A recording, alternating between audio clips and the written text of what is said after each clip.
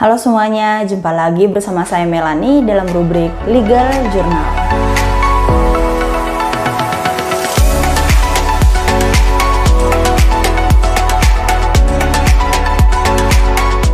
Video kali ini saya akan menjawab pertanyaan dari kalian yang bertanya, kalau saya beli tanah SHM setelah dibayar dan tanda tangan akta jual beli, saya tidak melakukan balik nama sertifikat. Apakah tindakan itu sudah kuat status kepemilikan saya dan bisa saya jual kembali? Oke, jadi sebelum saya jelaskan lebih jauh, maka ada beberapa hal dasar yang perlu kalian pahami terlebih dahulu gitu ya. Yang pertama, kepemilikan tanah secara sah menurut hukum hanya dapat dibuktikan dengan sertifikat. Dalam arti bahwa nama pemilik tanah atau nama si penjual gitu ya, harus sesuai dengan nama yang tercantum dalam sertifikat hak milik atau SHGB atau sertifikat hak yang lain gitu ya, hak atas tanah yang lain. Nah, kalau nama dalam sertifikat ini tidak sama dengan nama penjual, maka secara hukum tanah tersebut dianggap bukan milik si penjual. Oke ya, jadi perlu dipahami bahwa yang menjual ini wajib menunjukkan sertifikat, dan sertifikat yang ditunjukkan itu harus adalah nama dari si penjual gitu ya. Kalau memang tidak, maka ini dianggap tidak sah. Yang kedua, pengalihan tanah itu hanya dapat dilakukan dengan akta jual beli yang dibuat oleh pejabat pembuat akta tanah atau PPAT gitu ya.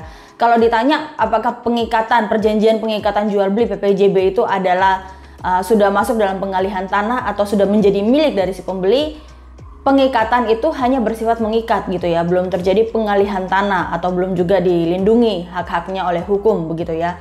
Apabila mau atau apabila ingin membeli dengan cara yang sah, maka kalian harus melakukan atau membuat akta jual beli terlebih dahulu di hadapan PPAT. Nah, dengan demikian maka saran saya adalah sebelum melakukan transaksi jual beli ke tangan berikutnya gitu ya, maka sertifikatnya ini harus disesuaikan dengan atas nama si penjual atau atas nama Anda sendiri ya, dalam hal ini sebagai penjual.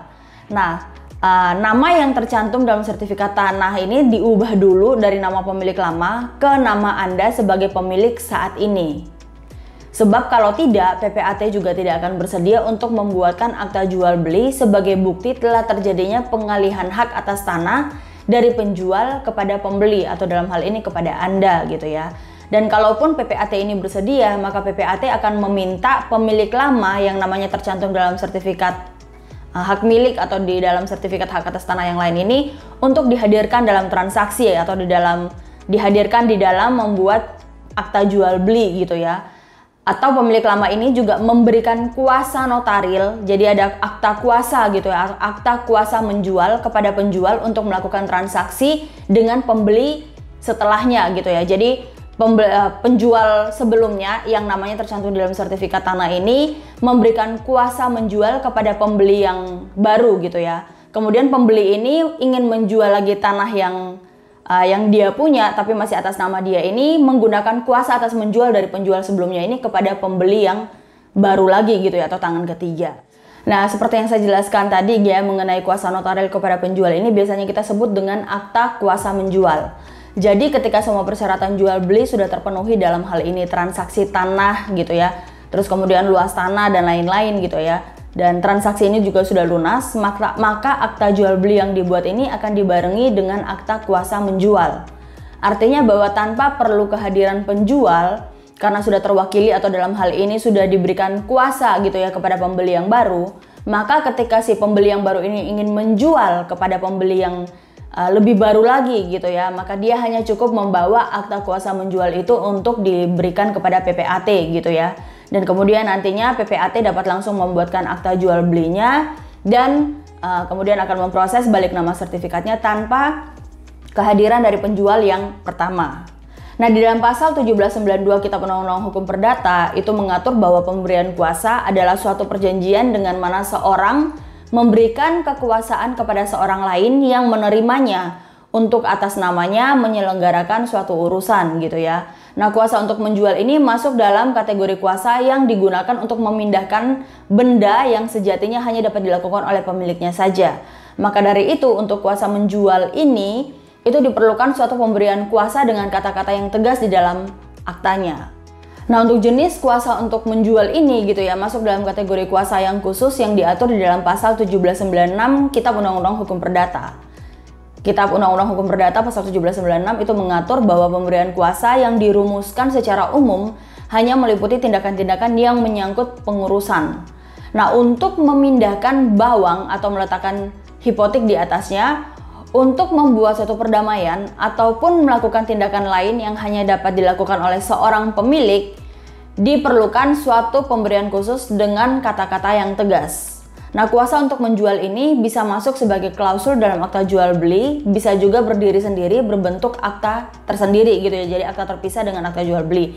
Jadi ketika tanda tangan atau ketika menandatangani dua akta gitu ya, akta jual beli dan juga akta kuasa untuk menjual, atau kalian bisa melihat di situ bahwa ternyata PPAT ataupun notaris gitu ya, dalam hal ini PPAT, pejabat pembuat akta tanah gitu ya, biasanya dia sudah menuliskan di dalam akta jual beli itu termasuk dengan kuasa untuk menjual gitu ya, sehingga kalian tidak perlu lagi membuat akta kuasa menjual secara terpisah. Nah, dalam hal kuasa untuk menjual ini masuk sebagai klausul dalam AJB, maka yang ditandatangani itu hanyalah satu akta saja gitu ya, akta jual beli saja. Nah, ini yang perlu kalian tegaskan atau kalian perlu tanyakan kepada PPAT gitu ya.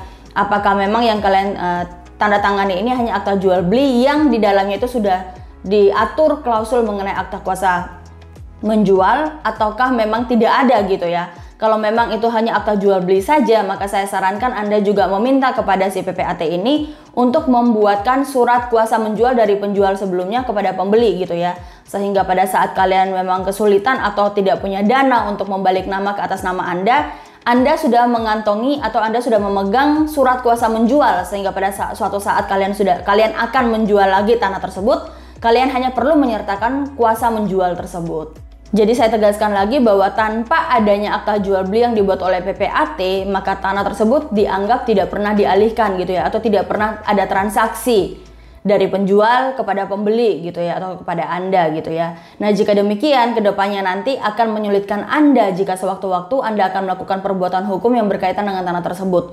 Misalnya ketika Anda ingin menjual kembali atau ingin melakukan pembuktian hukum yang lain gitu ya, dan ternyata Anda hanya memiliki kwitansi atau Anda hanya memiliki surat serah terima begitu ya, tanpa ada akta jual beli, itu akan menyulitkan Anda sendiri. Jadi dalam hal ini ketika Anda ingin bertransaksi jual beli, pastikan Anda sudah membuat akta jual beli di hadapan PPAT gitu ya, di hadapan pejabat pembuat akta tanah. Kalau tidak ada pejabat pembuat akta tanah di tempat Anda, maka camat itu adalah PPAT sementara gitu ya. Pergilah ke camat dan buatlah di sana akta jual beli di sana begitu yang dibuat oleh camat. Oke, jadi buat kalian yang sudah bertransaksi suatu bidang tanah gitu ya atau rumah, saran saya pada saat melakukan penandatanganan akta jual beli, sertakan juga atau buatlah juga akta kuasa menjual gitu ya. Sehingga pada saat Anda ingin menjual tanah tersebut kepada orang lain, maka berdasarkan kuasa menjual tersebut, akta kuasa menjual tersebut, Anda bisa melakukan balik nama terlebih dahulu ke nama Anda dan kemudian dibalik nama ke nama pembeli yang baru. Oke, demikian penjelasan saya di video kali ini. Buat kalian yang belum subscribe, jangan lupa untuk subscribe, like, dan komen. Atau apabila ada pertanyaan, silahkan tulis di kolom komentar. Saya akan berusaha untuk menjawabnya untuk kalian semua gitu ya. Sampai jumpa di video berikutnya. Salam keadilan.